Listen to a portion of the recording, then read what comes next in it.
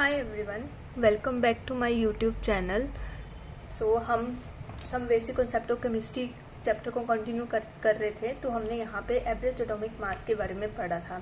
तो average atomic mass क्या होता है? जब कोई भी एलिमेंट जो है वो अपने आइसोटोपिक फॉर्म में प्रेजेंट हो। आइसोटोपिक फॉर्म्स मीन्स जिसके एटॉमिक नंबर तो सेम हो बट मास नंबर में वेरिएशन आए। तो ऐसे अगर आइसोटोप्स में प्रेजेंट हो तब उस एलिमेंट का जो हम मास निकालते हैं वो हम एवरेज निकालते हैं सब आइसोटोप्स का। एवरेज कैसे निकालते हैं? तो हमने ये फॉर्मूला हमने निकाला था, जो हम कह सकते हैं कि total mass of mixture upon total moles of mixture को जो यूज करके हमने ये फॉर्मूला निकाला था। ठीक है, जहां पे ए एंड बी जो है वो मोल्स हैं एंड M1 M2 मासेस हैं। ठीक है, तो इस फॉर्मूले को डायरेक्ट मेमोराइज करके हम क्वेश्चंस बनाएंगे। बाकी जो मोल्स की जगह कई बार परसेंटेज अबंडेंस भी लिखी हो सकती है, हम उसको फिर हम वहां से हम मोल्स ले सकते हैं। ठीक है, and then we have to find out M average. अब हम कुछ एक क्वेश्चन देख लेते हैं कि किस तरह की वेरिएशन कैसे कैसे हमारे पास जो है क्वेश्चंस आ सकते हैं। हमने एवरेज एम एवरेज तो निकालना सीख ही लिया था कि अगर हमें परसेंटेज अबंडेंस दी है एंड जिसको मोल्स की तरह हम लेते हैं एंड मास हमें गिवन है, देन हम सीधा इस फॉर्मूले में पुट करके एम एवरेज हम निकाल लेंगे। अब एक क्वेश्चन हमारे पास जो आता है वो है कि हमें एम एवरेज दे रखी है किसी भी एलिमेंट की। ठीक है, अगर वो हमें आइसोटोप्स बता रखे हैं उसके कि ये आइसोटोप्स हैं और उसकी एम एवरेज हमें गिवन है। एटॉमिक एवरेज जो है, एटॉमिक मास एवरेज जो है वो हमें दे रखी है एंड हमें बोला हुआ है कि मोल परसेंट निकालो या मास परसेंट निकालो। तो ऐसा ही एक क्वेश्चन हम अभी कर लेते हैं। ठीक है, ताकि हमें ऐसे क्वेश्चंस बनाने आ जाएं।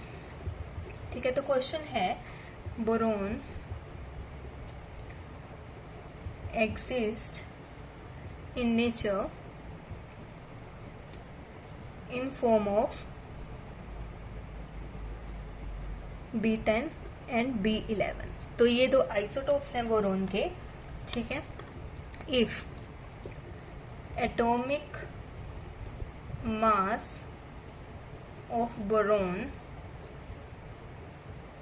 इज 10.8 AMU, देन हमें क्या फाइंड आउट करना है? Then mole percent of B10 and B11 in mixture will be. तो देखो क्वेश्चन में क्या दे रखा है। क्वेश्चन में हमें एटॉमिक मास दे रखा है। अब हमें आइसोटोप्स बता रखे हैं बोरोन के कि बोरोन 10 की फॉर्म में भी एग्जिस्ट करता है और बोरोन 11 की फॉर्म में भी एग्जिस्ट करता है। मतलब जो एटॉमिक मास हमें दिया है वो इन्होंने लिखा नहीं है कि वो एवरेज एटॉमिक मास है, बट वो एवरेज एटॉमिक मास हम लेंगे क्योंकि ये ऐसा एलिमेंट है जिसके आइसोटोप्स प्रेजेंट है, जो आइसोटोपिक फॉर्म्स में भी प्रेजेंट है। जो भी एटॉमिक मास आएगा वो एवरेज ही आएगा। ठीक है, तो अब हम यहाँ पे हमने मोल परसेंट निकाले कि कितने परसेंट जो है वो B10 कितने परसेंट प्रेजेंट है एंड B11 कितने परसेंट प्रेजेंट है इस एटॉमिक मास में। ठीक है, तो हमारे पास बोरोन है जिसका हमें एटॉमिक मास दे रखा है 10.8 AMU। ठीक है, और हमें ये बोला हुआ है कि ये B10 की फॉर्म में भी एग्जिस्ट करता है और B11 की फॉर्म में भी एग्जिस्ट करता है, दो फॉर्म। तो अब हम क्या करेंगे? हमें मोल परसेंट निकालना है, तो हम क्या कर लेंगे? एक को x मान लेंगे और दूसरे को 100 - x मान लेंगे, क्योंकि टोटल तो मोल परसेंट टोटल हमारे 100 मोल्स होंगे। तो उसमें से अगर हमने एक को x मान लिया, ठीक है, क्योंकि हमें ये निकालना है, हमें नहीं पता है, तो we let it to be x, तो हम इसको x मान लेंगे। तो दूसरा क्या होगा? वो 100 - x होगा कि 100 से x को हटा दो जितना भी x है, तो जो बचेगा वो हमारा B11 होगा। ठीक है, तो अब हम जस्ट इसी फॉर्मूला में उसको पुट कर देंगे। ठीक है, हम कैसे करेंगे? यहाँ पे मासेस देखो, ये 10 जो है ये एटॉमिक मास एक का है और 11 दूसरे का है। ऐसे ऊपर एटॉमिक मासेस ही लिखे जाते हैं।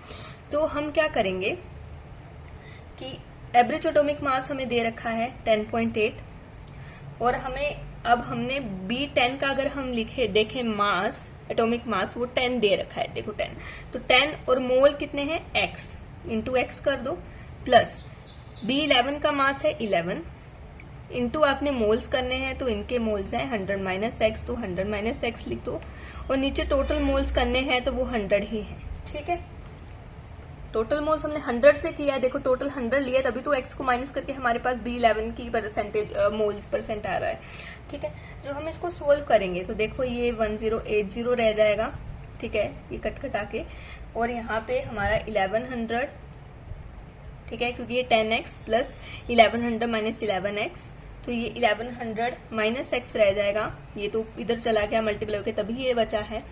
ठीक है, अब x यहाँ से हम निकालेंगे तो वो 20 आ जाएगा।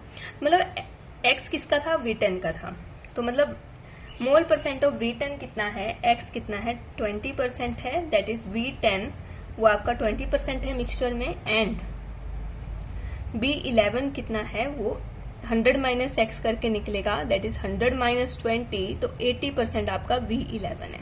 ठीक है, समझ गए। तो ऐसे ऐसे क्वेश्चन जो हैं वो आपको आते हैं। आपने मोल्स को क्या ले लेना है, 100 से आपने एक को x ले लेना है, दूसरे को 100 माइनस एक्स लेके आपने इसी ऊपर वाले फॉर्मूला में m1a plus m2b upon a plus b में पुट करके आपने वैल्यूज निकालनी।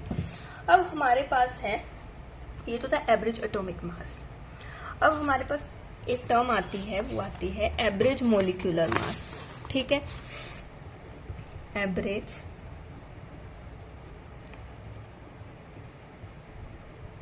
Molecular mass. अब एवरेज मोलिकुलर मास कब हम इसको यूज करेंगे, क्या जरूरत पड़ेगी इसको यूज करने की, तो हमारे पास ऐसे भी कई मिक्सचर्स होते हैं जो होमोजेनियस होते हैं। होमोजेनियस का मतलब समझते हो, जो मतलब हमें ऐसा लगता है कि ये एक ही, वो मिक्सचर नहीं है, वो एक ही चीज है। ठीक है, जैसे आप एयर का एग्जांपल ले लो। ठीक है, तो ये जो हम यूज करते हैं एवरेज मोलिकुलर मास, वो हम फॉर होमोजीनियस मिक्सचर्स के लिए यूज करते हैं। समझ गए। एग्जाम्पल आप ले रहे हो एयर का। ठीक है, एयर का कैसे, एयर आपको हर जगह दिखती थोड़ी है आप, लेकिन एयर हर जगह एक जैसी होती है। और एयर ऐसा नहीं है कि एयर में कुछ सिर्फ एक ही गैस है, ऐसा नहीं है। आपके पास O2 भी है, N2 भी है, CO है, CO2 है, ऐसे कई हजारों गैसेज इसमें प्रेजेंट है। ठीक, कई तरह की गैसेज में प्रेजेंट है। तो हमें क्या करना पड़ता है कि हमें इन सबका एक एवरेज लेके हमें मोलिकुलर मास लेके चलना पड़ता है। ठीक है, अब एयर क्या कर रही है, एक सिंगल सब्सटेंस की तरह एक्ट कर रही है। तो सिंगल सब्सटेंस की तरह एक्ट करती है तो हमें इसका अलग से मोलर मास डिफाइन करना पड़ेगा, जिसमें ये सारी गैसेस का मास जो है वो इंक्लूड होगा, एवरेज लेके करना पड़ेगा। ठीक है, तो हम यहाँ पे क्या करेंगे, यहाँ पे एवरेज मोलिकुलर मास हम कैसे निकालेंगे, तो वो देखिए।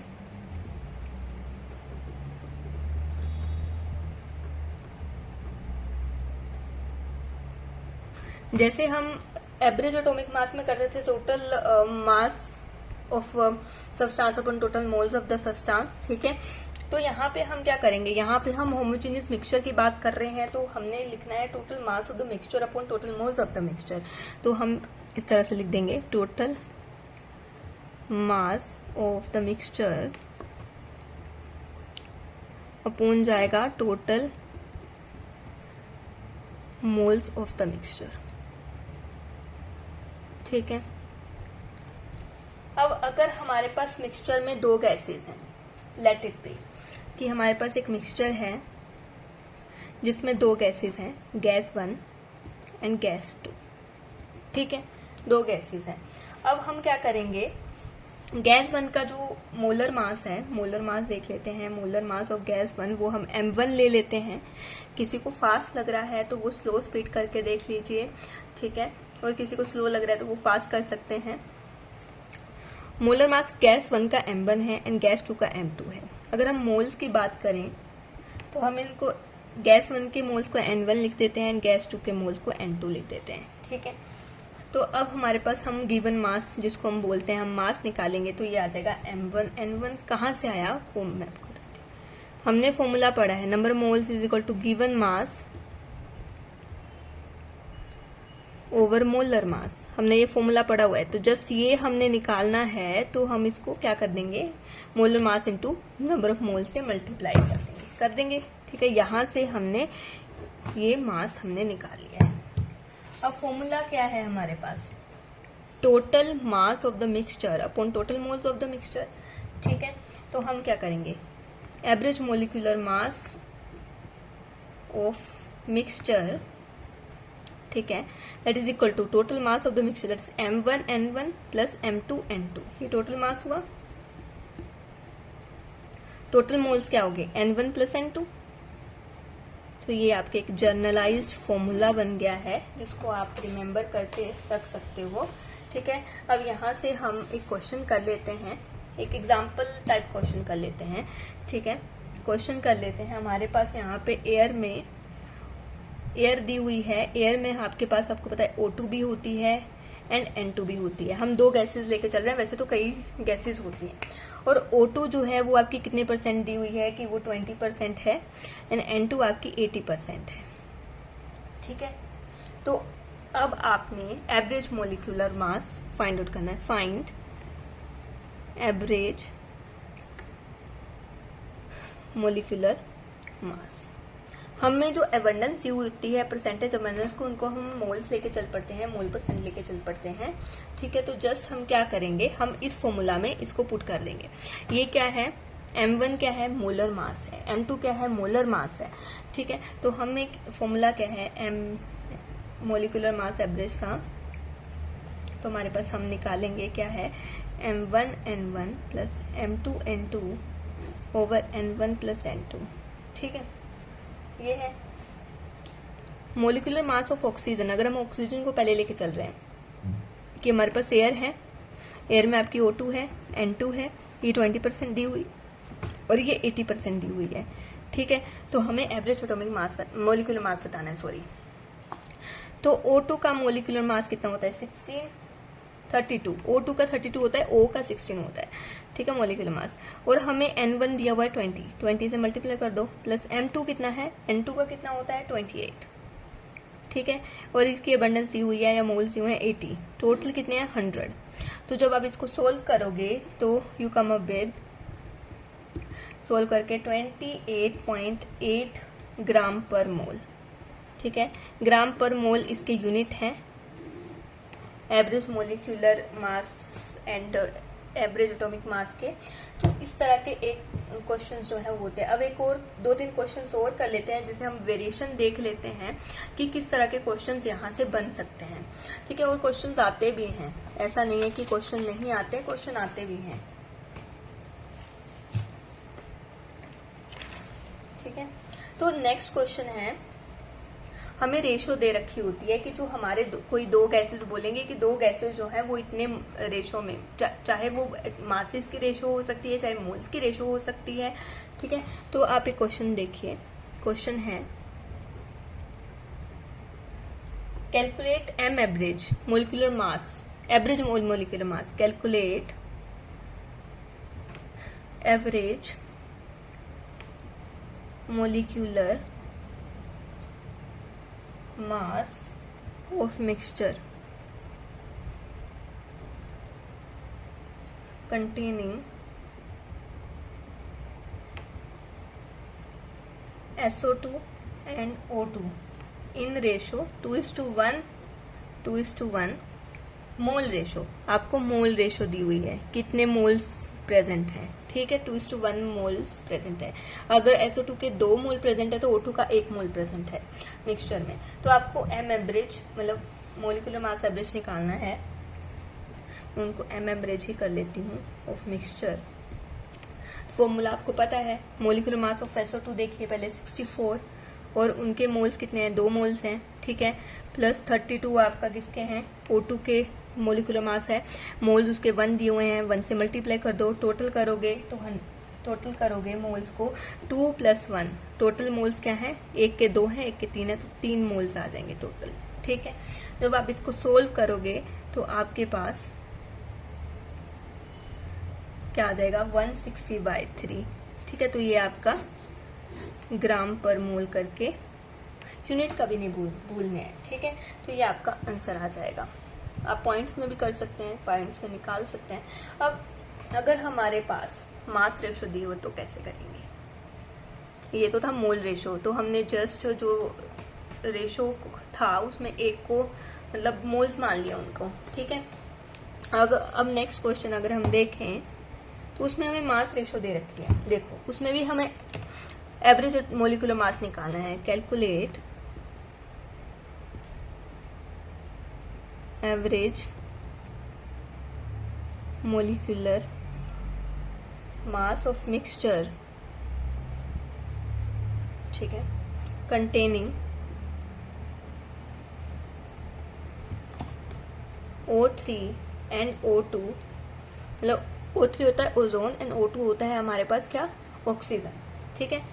इन 2:1 मास रेशो। डिफरेंस देखिए, यहाँ पे आपको मोल रेशो दे रखी थी और यहाँ पे आपको क्या दे रखा है, मास रेशो दे रखी है, ठीक है। तो कैसे अब बनाएंगे। मोल रेशो का तो सिंपल था कि आपने जो रेशो दे रखी है उसी को मोल्स लेके, उसी को मोल कंसीडर करके आपने फॉर्मूला में पुट किया एंड आपने निकाल लिया। लेकिन अब अगर मास रेशो दे रखी है तो कैसे निकालेंगे। सबसे पहले नंबर ऑफ मोल्स, दूसरे पेन से कर लेती हूँ। नंबर ऑफ मोल्स का फॉर्मूला क्या होता है। जब हम सबसे बेसिक चैप्टर मतलब टॉपिक्स पढ़ते थे, स्टार्टिंग के टॉपिक्स आएंगे तो हमने पढ़ा था that is total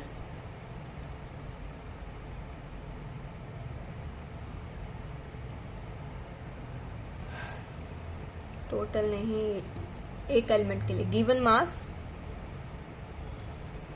over molar मास, ये था, ठीक है। तो ये नंबर ऑफ मोल्स का फॉर्मूला था। अब यहाँ पे हमारे पास क्या है, एक मिक्सचर है, ठीक है, उसकी मास रेशो दे रखी है। मास रेशो मिक्सचर में क्या है आपके पास, O3 है एंड O2 है। O3 और इनकी मास रेशो दे रखी है 2:1 दे रखी है। तो अब हमने मोल रेशो यहाँ से निकालनी है, तो नंबर ऑफ मोल्स निकालने का ये फॉर्मूला है, गिवन मास ओवर मोलर मास। इसको अगर हम गिवन मास मान लें, O3 का गिवन मास 2 है और O3 का मोलर मास 46 है, ठीक है। और रेशो कर लो, गिवन मास O2 का 1 दिया हुआ है एंड उसका जो आपका मोलर मास आता है वो 32 आता है, ठीक है। तो जब हम इसको सोल्व करेंगे we come up with this, ठीक है। तो अब क्रॉस मल्टीप्लाई कर दो, इसको 3 को ऊपर ले जाओ, 2 को इधर मल्टीप्लाई कर दो, तो आपके पास मोल रेशो आ जाएगा 2 2 जा 4 is to 3 into 1 that is 3, 4:3 आपकी मोल रेशो आ जाएगी, ठीक है। अब मोल रेशो आपके पास आ चुकी है। अब आपने सीधा जो आपका वो था फॉर्मूला था ये वाला M1N1 plus M2 N2 upon N1 plus N2 आपने सीधा पुट करना है। जैसे ऊपर वाला क्वेश्चन बना है वैसे ही बनेगा। अब हम पुट कर देते हैं, ठीक है। तो अब हम पुट करेंगे तो 48,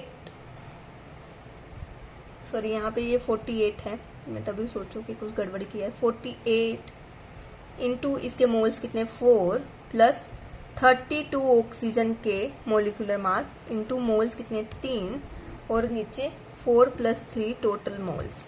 जब आप इसको सोल्व करोगे, ठीक है, यू गोट योर आंसर, ठीक है। तो आपको आंसर मिल जाएगा, ठीक है, जो भी आंसर होगा आप सोल्व कर लीजिएगा। थोड़ा काम तो आपको करना चाहिए। अब हम एक क्वेश्चन और देख लेते हैं। अब आपको क्या बताना है, कॉम्पोजिशन बतानी है। आप मोल में भी बता सकते हो, मोल परसेंट में भी बता सकते हो, आप मास परसेंट में भी बता सकते हो, ठीक है।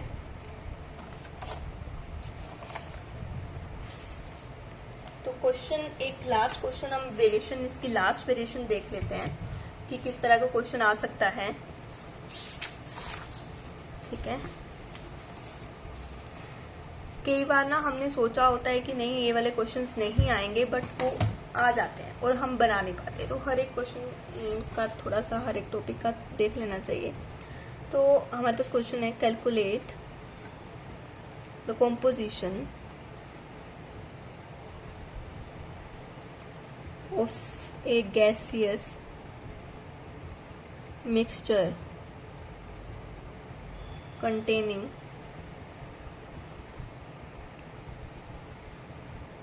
NO and NO2 whose average molecular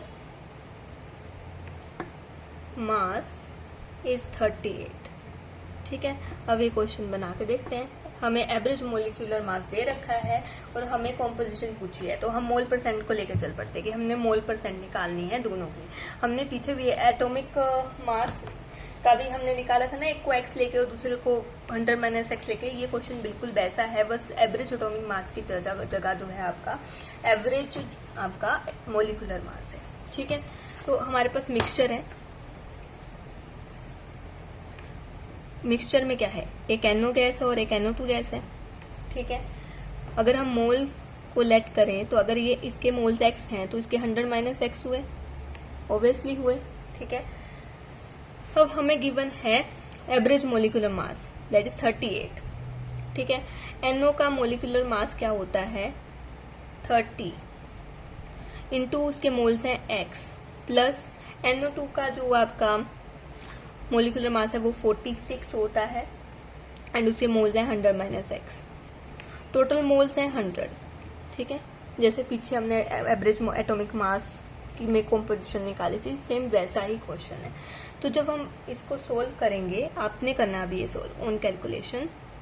ठीक है, कोई डाउट आए तो आप मैसेज कर सकते हो।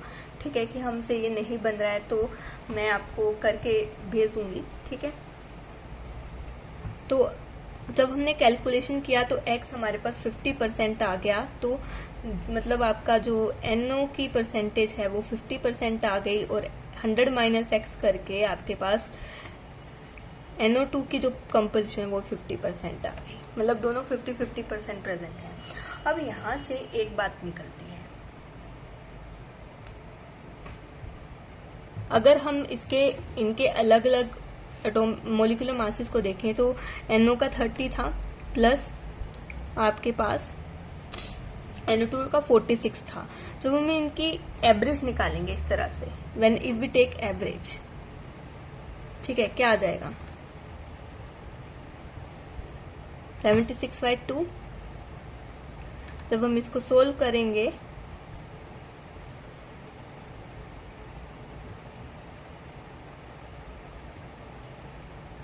तो देखो हमारे पास वही आ गया, एवरेज मोलिकुलर मास की जो वैल्यू दी है 38, तो हमारे पास वही 38 वैल्यू आ गई एम एवरेज की, मतलब एवरेज निकाल के।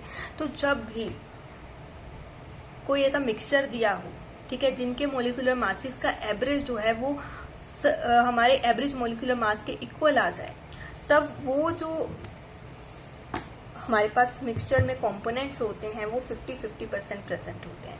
आप इसको एक टूल बना के लिख लो, टूल या फिर नोट बना के लिख लो। ठीक है, नोट क्या बनाओगे, if mixture, if mass, if average molecular mass लिखो, average molecular mass of mixture is equal to average of molar masses of gases, then both gases will be present in 50-50% amount by moles, और आप क्या कह सकते हो 1:1 mole ratio में present है। ठीक है, बिल्कुल ठीक। तो यहाँ पे हमारा average atomic mass and average molecular मास के टॉपिक हो गया है। अब हमारे पास एक छोटा सा टॉपिक आता है जो है वेपर डेंसिटी का। सबने सुना होगा वेपर डेंसिटी, बट कई बार क्या होता है, इसको अच्छे से पढ़ाया नहीं जाता, समझाया नहीं जाता, और हमें एक छोटा सा फॉर्मूला बता दिया जाता है कि vapour density is equal to molecular mass by 2। ठीक है, सबसे पहले हम समझेंगे कि वेपर डेंसिटी का मतलब क्या है। तो वेपर डेंसिटी क्या होती है कि हमने H2 के रिलेटिव में हमने क्या किया है, सब्सटेंस की डेंसिटी को हमने क्या किया है, एक्सप्लेन किया है, रिलेटिव। तो इसका यही हमारा सिंपल सी डेफिनेशन है कि it is defined as density of gas. अब गैस की बात करते हैं क्योंकि वेपर डेंसिटी, वेपर तो हमारे गैस के ही होते हैं, तो गैस ले लेते हैं। Density of gas with respect to, या फिर हम इस लिखते हैं relative to density of H2 at same temperature and pressure. ठीक है, तो वेपर डेंसिटी का फॉर्मूला क्या होगा कि density of gas over density of H2, और ये दोनों कहाँ होने चाहिए, at same temperature and pressure. ठीक है, बिल्कुल सही। तो अब हमारे पास हम इसका फॉर्मूला बना रहे हैं, जनरलाइज फॉर्मूला जो आपने लर्न किया है कि मोलिकुलर मास बाय 2, तो वो कहाँ से आए। तो as we know ideal gas equation होती है एक, अगर आपको नहीं पता है तो बहुत जल्द आपको ये चैप्टर भी आएगा, तो आप अभी देख लीजिए। PV is equal to nRT। ठीक है, अगर हम n क्या है, n है नंबर ऑफ मोल्स, P क्या है, प्रेशर है, V क्या है, वॉल्यूम है, R गैस कांस्टेंट होता है। ठीक है, इसको हम डिटेल में, इस इक्वेशन को हम गैसियस स्टेट में पढ़ेंगे, आपको चैप्टर आएगा। और T आपका टेम्परेचर है। अगर हम मोल्स को 1 ले लें, ठीक है 1, तो ये बन जाएगी PV is equal to RT। ठीक है, या हम इसको 1 ना लेके हम इसको क्या करें, नंबर ऑफ मोल्स क्या होता है, गिवन मास ओवर मोलर मास, हम इसको ये पुट कर देंगे। ठीक है, तो हमने पुट कर दिया गिवन मास ओवर मोलर मास RT। ठीक है, और गिवन मास, अब हम इसको रीअरेंज कर लेंगे, हम M को इधर ले जाएंगे, V को इधर ले जाएंगे। ठीक है, W ओवर V RT। अब डेंसिटी का फॉर्मूला हमें पता है क्या होता है, डेंसिटी होती है मास अपॉन वॉल्यूम। ठीक है, होती है। तो क्या ये वही नहीं बन रहा, मास अपॉन वॉल्यूम, तो हम इसको क्या कर सकते हैं, हम इसको डेंसिटी लिख सकते हैं। डेंसिटी यहाँ पे हम D से डिफाइन कर लेंगे, D से सिंबलाइज कर देंगे, तो ये हमारे पास इक्वेशन बन गई DRT। अब हम अगर D निकालना है तो D हमारे पास आ गया PM ओवर RT। ठीक है, अब हम इस फॉर्मूला को, D के फॉर्मूला को हम इसमें डालेंगे, density of gas and density of H2। ठीक है, तो हमें पता है डेंसिटी ऑफ गैस को हम क्या लिखेंगे, वेपर डेंसिटी निकालना है। ठीक है, डेंसिटी ऑफ गैस में हम बाकी तो हमारा कांस्टेंट आएगा, प्रेशर भी, टेम्परेचर भी, ये गैस कांस्टेंट भी कांस्टेंट है। ठीक है, तो हमारे पास मास में डिफरेंस आएगा, तो मास गैस का ओवर RT ओवर मास आपका H2 का ओवर RT। ठीक है, तो अब ये RT P RT सेम है, कैंसिल हो जाएंगे, तो हमारे पास क्या बचेगा, mass of gas over mass of H2। ठीक है, एंड मास ऑफ H2 क्या है, मास या फिर आप मोलर मास लिख लीजिए। ठीक है, मोलर मास ऑफ H2 कितना होता है, 2 होता है, तो हम क्या करेंगे, molar mass of gas over 2। ठीक है, तो ये जनरलाइज फॉर्मूला जो है वेपर डेंसिटी का, that is molar mass of gas divide by 2। इसको आप याद रखते हो और आपको याद भी है। ठीक है, इसको आपने याद रखना है। ठीक है, तो अब यहाँ से अगर आपने मोलिकुलर मास निकालना है तो आप क्या कर सकते हो, वेपर डेंसिटी अगर आपको दी हो, ठीक है, और आपको बोला हो मोलिकुलर मास निकालो, तो मोलिकुलर मास ऑफ गैस, ठीक है, तो वो हो जाएगा 2 इंटू वेपर डेंसिटी। ठीक है, ये हो गया फॉर सिंगल सब्सटेंस, अगर आपके पास एक ही आपके पास गैस दी हुई है फॉर सिंगल सब्सटेंस। अगर आपके पास गैसियस मिक्सचर है, ठीक है, तो आप क्या करोगे, यही फॉर्मूला आप लगा दोगे, लेकिन वहाँ पे आपने मोलिकुलर मास के जगह आपने मिक्सचर का मोलिकुलर मास लेना है, ठीक है, एंड वेपर डेंसिटी भी अपने मिक्सचर की लेनी है, बाकी फॉर्मूला आपका वही है, ये मिक्सचर, ठीक है, that is equal to 2 into vapour density of mixture. ठीक है, आप कमेंट्स में क्वेश्चंस कर सकते हो अगर आपको किसी को डाउट है। एंड नेक्स्ट लेक्चर में हम कंसंट्रेशन टर्म्स से पढ़ेंगे कि कंसंट्रेशन टर्म्स में आपकी मोलैलिटी, नॉर्मेलिटी, मोल फ्रैक्शन, हम इनको अच्छे से पढ़ेंगे क्योंकि वो बहुत इंपॉर्टेंट है, वहाँ से बहुत क्वेश्चंस बनते हैं। ठीक है, तो नेक्स्ट लेक्चर में हम वो शुरू करेंगे एंड उसके बाद कंसंट्रेशन टर्म्स के बाद थोड़े से कुछ एक छोटे छोटे टॉपिक्स हैं एंड देन आपका चैप्टर ये खत्म हो जाएगा। I hope you enjoy the lecture. Thank you.